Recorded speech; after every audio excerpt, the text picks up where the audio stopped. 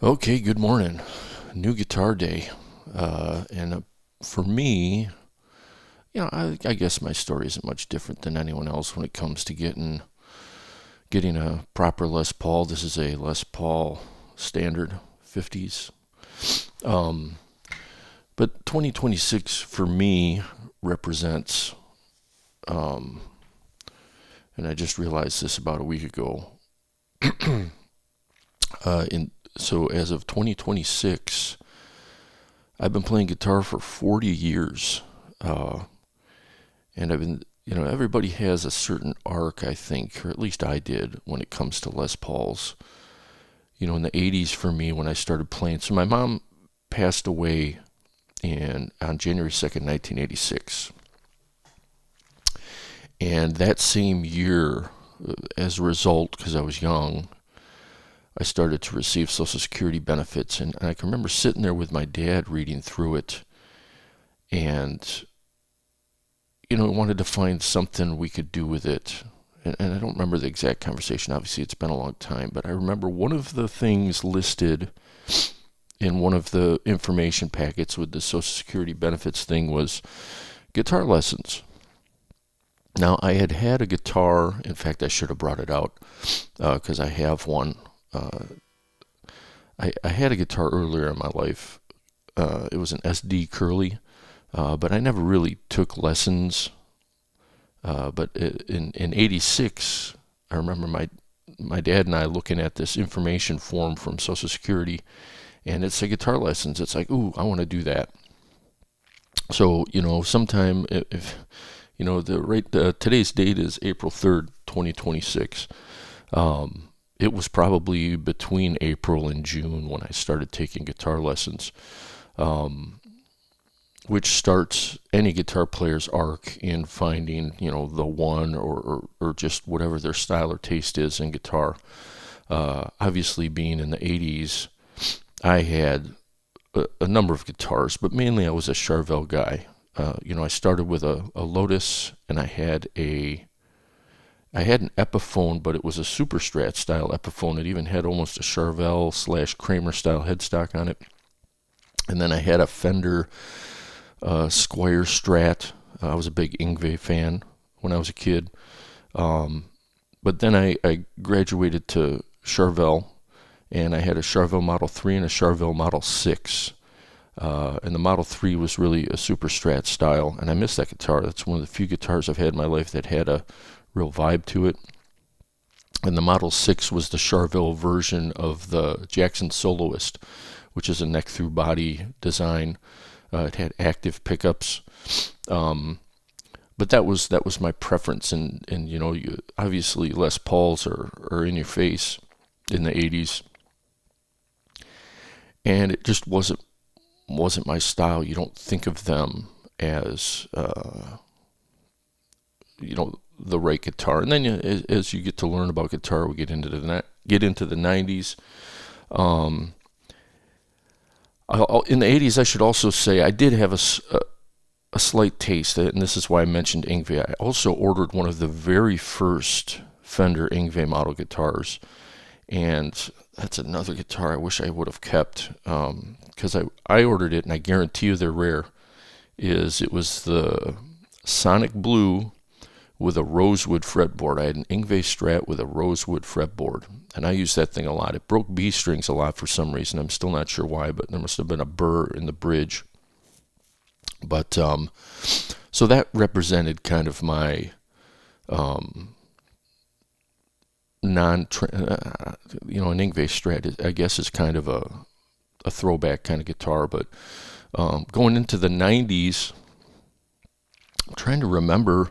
I think the next guitar I bought was, because remember Paul Reed Smith came around in the late 80s or mid 80s, I guess, as well, which were kind of positioned along with Gibson's as the premier electric guitar to get because of the flame tops. As you can see, this is, by the way, no AAA or anything. I think I found a really good flame top for a standard. It's nice and even. It's got its own kind of signature. That's partly why I finally decided to get a Les Paul. But back to the early 90s, Ibanez. So most people don't know this dynamic, but the local music stores used to be a really great resource for finding guitars that are not just look good, but actually sound good. And at my local music store, I went in one day and said, "What's good?" And my guy at the shop handed me this Ibanez. I want to say it was called a Ghost Rider. And it was a very interesting guitar for me because it was really my only guitar for, I think, 10 years, 12 years. And I don't remember it. And I made so much music in the 90s, and it was my only guitar, and I played everything I did on it. One of these days I got to try and find one of those things just to revisit why I had that guitar for so long and didn't get any others. I was playing a lot more acoustic in the 90s, but I still play plenty of electric guitar. But that was kind of a cross between a Gibson and a Paul Reed Smith. If you look it up, I think it was called the Ghost Rider. But 24.75 scale length dual humbucker, effectively a Les Paul setup, but it was double cutaway. It was kind of shaped like a Paul Reed Smith. And through the 90s, I remember looking at Les Pauls and in the beginning where you look at them as either, at least I did, I kind of either dismissed them or just thought of them as unobtainium. In the 90s, because I had much less expensive guitars that I thought were really good, I always kind of scoffed at them for being kind of ridiculous and over the top, especially price-wise. In the 90s, I had a real distaste for Les Pauls. Fast forward to the early 2000s, 2001, and I don't know why this is revolving around my parents passing, but in 2001 my dad passed, or excuse me, in 2000 my dad passed away, and I had my custom guitar, which you've seen plenty of times on this channel, made in like 2001, somewhere between 01 and 03. I had my custom guitar made. And that's when I started thinking, wait a minute, I don't even really know what guitar I like the best, or what frets I like, or what neck shape I like, or pickups, etc., etc. So I started experimenting with Warmoths. Of course, Warmoth had been around forever, and I built a bunch of parts casters in that period. I also bought a couple carve-ins, just kind of diving into what do I actually like. Because you always get this in your head as a guitar player that there's going to be the one. And for me, at least, there's never been the one. They've always just kind of been a tool for me. And fast forward or continue through the early 2000s into the 2010s, I actually had a pretty well set up home studio. I ended up selling that off, and all my guitars. I basically kept my custom and a couple of my parts casters, and that was good. That was fine by me. I had them pretty close to the way I liked them, and I didn't really, I had been through that. I need custom this, custom that phase, which brings me to the late 2010s, when I moved from Wisconsin to North Carolina here, and I slowly started building up the ridiculous pile I think most of us end up with. I decided that I just kind of wanted one of every flavor, and I didn't necessarily need something like this, which is great. I mean, this is a great time to buy mid-priced, even some lower-priced guitars are really great. So I have some really fantastic guitars. I kind of have one of every flavor, but And I guess I skipped over this, and I'll backtrack a little bit. In the 90s, I started buying Telecasters. And at this point, as far as actual guitars go, I've probably owned more Telecasters than any one other style of guitar. Because there's two types of guitars I'm really picky with. It's Telecasters and Les Pauls. And I still don't own a proper Telecaster. I have my parts Telecaster over there that I do have dialed in, but it's not a telly. It's kind of a Frankenstein telly. But similarly with Les Pauls, I've always been really picky, especially with the ones I can afford. It's very hard to find an affordable. Trying to get this in the camera here. It's very hard to try and find an affordable. Well, this is not necessarily an affordable guitar, but it's really hard to find a step above the Les Paul Studio, a standard or whatever decade, whatever they're calling it, that has, in my mind, good grain on the top. And you can't really see it in this camera. Obviously, you can see the flame, which is very nice on this one. I really like this one. It's not ridiculous. I think it fits the guitar perfectly. But the grain going this way is what I always look at when I look at Les Pauls or anything with a carved top. I want the tightest grain, most evenly spaced together, and I don't think I can get it on camera. But the grain on this thing is probably quarter inch apart, very even, front to back, all the way across the top of the guitar. And to me, that's what gives a guitar, I don't want to say its tone, but it gives it its response. Is that what I'm trying to say? As a result, you get a much, the notes bloom, I guess, in the way I want to hear them. At least that's what I tell myself in my head. And it's very rare to find a standard Les Paul or something in that, that non-ridiculous, slightly ridiculous price category. And in 2026, so I've looked at Les Pauls for many, many years. I get the itch every once in a while. I have my Les Paul Koa that was meant to satisfy my need at the time, and I do like that guitar. But you always feel like at some point you're going to find the one, and that's what this guitar here represents. So the other thing about a Les Paul is obviously the weight. It's funny how people love semi-hollow bodies, but if you weight relieve it, it's a tragedy. The weight relief part doesn't bother me at all. And the tone wood part is a little bit of a factor for me. I struggle with that as well, because I have urethane guitars that sound very good. So I don't know. There's only a couple guitars I've had in my life which I think have a certain vibe or a certain mojo. Now, I literally got this guitar last night, opened it up, made sure it was okay, then immediately put my own strings on it. And I should mention, for this particular guitar, I decided to go with the Thomastic Infield blues sliders. I've played DR Pure Blues for literally my entire life.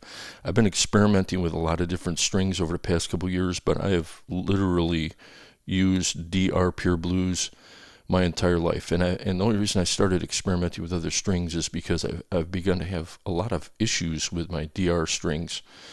I'm probably going to end up with the DRs again, because it's interesting. Whenever you hear me like badly bending a note, it's interesting how muscle memory is.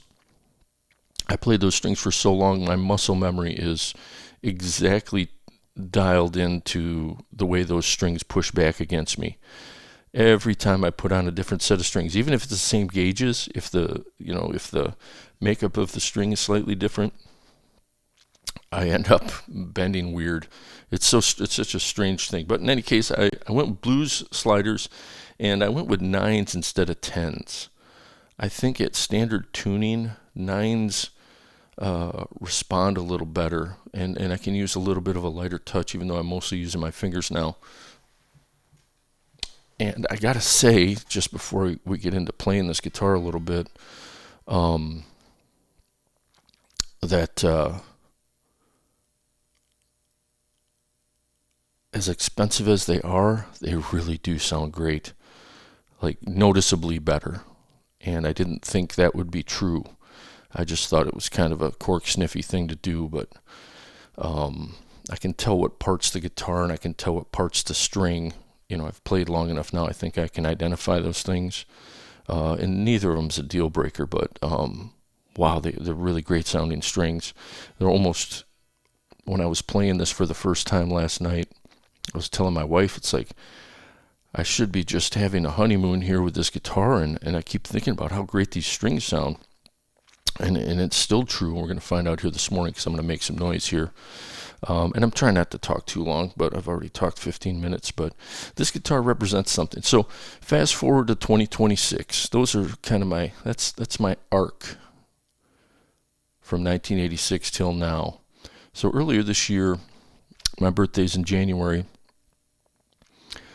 I realized that I am officially older than my mom was when she passed away, which is, if you haven't been through that experience yet in your head, it definitely gives you a different perspective on life, because you think of the memory of your mom or whomever your loved one is, and then you think that you're now older than they were. It's a paradox of sorts, but so all these things coming together, and we are kind of in the golden age. Again, all of these guitars I owned prior to this that I've bought over the last 6-7 years are really some of the best guitars I've ever played. I decided that, maybe it's time to start looking again. I've looked at these over the years, and it's really, like I said, it's like I know it's going to sound and play the way I want, but that top is always going to distract me. So let's just talk about my Les Paul journey. Forget all the other guitars. So somewhere in the early 2000s, Epiphone had the elitist Les Pauls. I bought one of those and played great. It was urethane, not nitro. Did not sound that great, if you ask me. And it had some weirdness going on the top. I called it wormy because it had some like worm-shaped blemishes in the top. It was kind of weird. I was so surprised they put that into production. But I used to call the guitar wormy. And again, don't ask me why. This is revolving around parents passing, but a buddy of mine's dad passed away. And I had given him a Strat that I had, just as a, just as something to make him feel better, during those tough times, because that's kind of where guitar came in for me. But at some point I realized, wait a minute, my buddy's a Les Paul player, not a Strat player, so I gave him the Les Paul instead of the Strat. So to my knowledge, he still has it. He still has Wormy. That was the first and only Les Paul I had had at that point. And then somewhere after that, Gibson started doing those. I want to say, I can't remember what year the Burstbucker 3s came out, but it was a Les Paul Studio with the satin finish. It was still a burst, but it was a satin burst, plain top. And it had the Burstbucker 3s in it. And that guitar was really a dense, complex harmonics, high gain guitar. In a time where I was still I was in a single coil mode. And I honestly don't remember selling it, but obviously I did. So that was my first Gibson Les Paul. It was a studio, and I didn't own that very long. I probably only owned it a couple years. It wasn't a guitar I played a whole ton, even though it played great and was not too heavy, etc., etc. And then a couple years ago, I should have looked at the serial number. My Epiphone Koa was a little more of an impulse buy, because I had a Koa topped acoustic like 20 years ago, and it really had a special great sound. So I thought, ooh, that would be a good thing to have in a Les Paul style guitar, have that special Koa sound. And it's a keeper, and that guitar has dramatically changed how it sounds over the last few years. I think that wood was not dried properly or something. It's still changing in sound. It's getting a very interesting low end, and the pickups in it are very strange. That's a guitar I'm going to dial in at some point. But that's it. like the Les Pauls are one of those guitars. I mean, you could have a million Strats, you could have a million Tellys, insert whatever other guitar than a Les Paul there. But usually, and again, I think I'm not much different than most people. Like for a working person like me who has to borrow to buy, like when you buy a Les Paul, that's kind of it. You know what I mean? It's kind of the one, and that's what this one represents to me.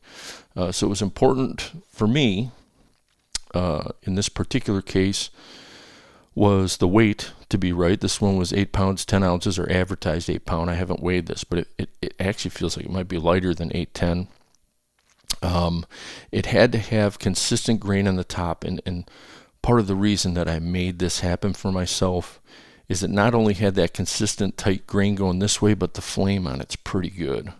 I mean, for a standard, like I don't know if you could ask for much more grain.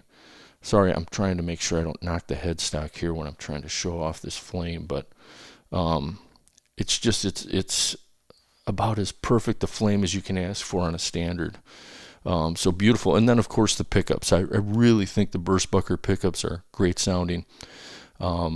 I've done a lot of experimenting with orange drop capacitors. I like them. They do something to the sound that I think is very nice.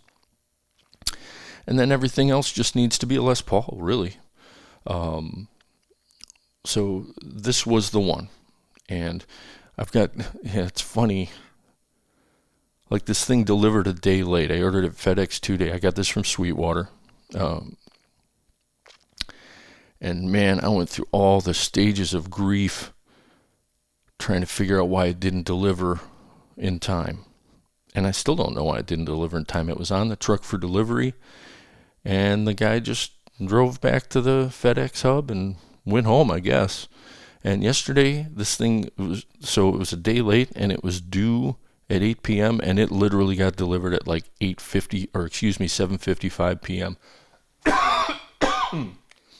In my mind, I'm thinking, oh, they sold it off the back of the truck, blah, blah, blah. Getting a hold of my contact at Sweetwater, et cetera, et cetera. And I still don't know why, but thankfully the box was in good shape. There was a big hole in the bottom of the box, but it only went through the packing, didn't even touch the Gibson box inside. So the thing came to me unmessed with. And, just a couple quick first impressions.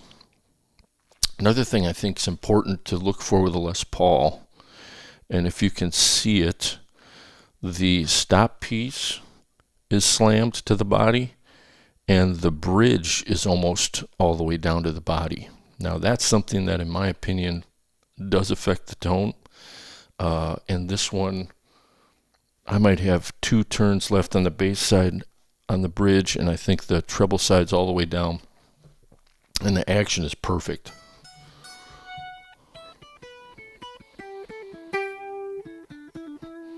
So here I am, 40 years later, I finally got my Gibson Les Paul. And so the other fun fact about this is this guitar was not a guitar, well, it was born February 3rd of this year. So this thing's only been a guitar for 2 months. It's a 2-month-old guitar. So it's literally... It's gonna be broken into me. I like doing that. I like breaking in a guitar. I suppose if I could afford vintage guitars, I actually looked at a ES-125, almost bought it, and then I stopped myself and said, do I really want to deal with a vintage guitar? And obviously the answer was no. Now the other thing I'm going to mention about this guitar is when I did go online to see what was where, I actually went online 100% expecting to buy a Heritage. My Harmony Comet was made in the Heritage factory, and that guitar, out of all my guitars, has the most vibe. You pick it up and you've got something. But it just so happens that the stars were not in alignment for Heritage. They were either out of stock, or they had weird looking tops on them, or, well, most of the Heritages aren't too heavy. So I ended up just flipping over and taking a look at the Gibsons. And again, of all of them in there, all the colors, etc., etc., I'm not too picky about the color, but this is the color I like the best, which is Tobacco Burst. It had the best grain on the top. Again, not the flame, the grain. And I can't seem to show it too well on here, but and then of course the flame is just nicely stated. It's not overstated, it's not understated. It's just a really nice, beautiful flame. And then of course it had all of the appointments. So sorry, Heritage. Only other guitar, and it ain't happening anytime soon. I'm paying for this thing for a while, but the next guitar I'm probably going to get is an actual 335 or a Heritage 535. That's the other kind of holy grail sound that I have, inexpensive versions of. But being that I've turned 55 this year, like now I'm turning into that guy, the old guy who's just going to get the guitars he wants here before we move on to the next plane of existence, whatever that is. But so I'm just going to explore some sounds with this. I appreciate you sitting in and kind of listening to, what my story is when it comes to finally coming to get a Les Paul, a proper Les Paul, a Gibson standard Les Paul. So thank you to Gibson, by the way. So I bought an SG a couple years ago, and it, out of the box, had scratchy pots, and it still has scratchy pots. I was a little disappointed in that respect. But some of the best stuff I've ever recorded I did on that guitar, and I still love playing that guitar. But I got to tell you, I played this once last night. I haven't even played it yet this morning. I just made sure it was in tune. And I've already thought about selling all my guitars. I mean, thankfully, I think because I've played as long as I have, I can kind of look at the specs and, look at the couple visual cues and get an idea of whether it's going to suit me or not. And I think I did a good job with this one. At least so far, it feels that way. And I'll tell you what, these Thomas Stick infield strings, oh, why do they have to be so expensive? Because I think I want to stay with them on this guitar. So we'll have to see how long these things last before I got to change them. But there we go. There's my ARC, my Les Paul standard 50s. Beautiful. I'm so happy I finally got it. My journey's over. I don't have to ever buy a Les Paul again. So, thank you to Sweetwater. Thank you to Gibson for putting a wonderful, wonderful guitar together in a it's pretty hard to say a $3,000 guitar is a good deal, but when you find the right one, it really feels worth it, I guess is what I'm saying. So, and this has really been the right one so far. So let's make some noise.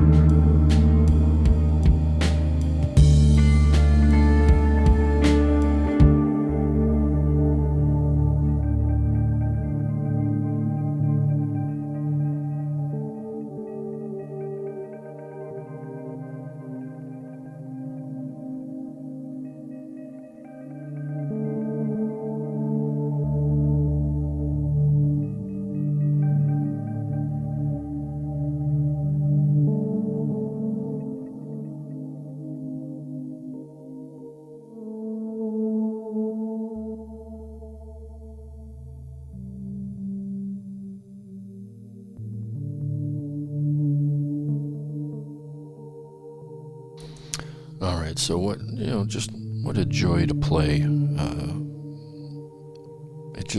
I tried to do a little bit on all the pickup combos that I typically use. And obviously you're going to hear a lot more of this guitar, but this is only the second time I played it. And, it's just one of those ones, like, it's the one. In for many years, because you always in the back of your head think there's the one, but actually there's the 100, you know what I mean? Like, I've had a million guitars, and there's only a couple that I wish I wouldn't have sold off. I've had 3 Eric Johnson Strats. My very first one felt like it was made out of balsa wood. It was just super light. It just, the neck was weird on it, and I didn't play it that much. Sold that stupid thing off. My Charvel Model 3 I had back in the day had a very specific sound to it. There wasn't anything too... Charvels before they switched over, there was some sort of change that happened with Charvel in the mid to late 80s. Can't remember what it was. I had one of the last ones before that change happened. And that one, the pickups or something about that one, it had a certain sound. That was my sound. I wish I would have kept that one. That Ibanez... I want to say it was a Ghost Rider. I don't know if that name is right, but I think it was called the Ghost Rider. That one I had for like 12 years, and I don't remember it. And I guarantee I played a bulk of guitar playing I did in my life on that guitar, and it was just sublime. I don't know, for whatever reason, it was just... All I remember is the music. I don't remember the guitar, which is a real testament to how good that guitar was. And other than that, I'm not so sure there's really... any other guitars I regret getting rid of over the years, or had that musicality to them. This one just has that musicality to it, and I think once I listen back to this recording, it should kind of support at least what my feeling is after playing it. It's hard to know on day one with a guitar, how ultimately it's going to pan out for you, because you're in that honeymoon phase. But I think I got a pretty good one here. I think I'm comfortable, at least right now, calling this the one. Probably not going to see any of my other guitars here anytime soon as a result. But there we go. There's my arc to arriving 40 years later with a Les Paul standard. And I think the wait was worth it. So far, it's just, this feels like my guitar. It really does. I got a different feeling for this guitar. Oh, and the smell is great too. Fresh lacquer, man. Every once in a while you just want to... I had a Martin, so I haven't talked about any of the acoustics I bought over the years. This is not the most expensive guitar I've ever bought. I had a Martin SP0016 RST. I got it at Interstate Music in Milwaukee, and it was a little shop worn, so I got a good deal on it, but it was still a $4,000 guitar. That one was so nice, I was afraid to play it. That was when I was playing a little bit in the studio and doing a lot of recording. That was my recording acoustic. And I ended up selling it because I was just afraid to play it. I hope I don't ever feel that way about this one, because I don't want this one to live in a case. This one needs to live on the stand right here while I'm playing. So there we go. Thanks for hanging. Thanks for listening to my story. I'm looking forward to, playing out the rest of, my musical life on this thing. This thing's going to be with me for the long haul. So there we go. Have a good one.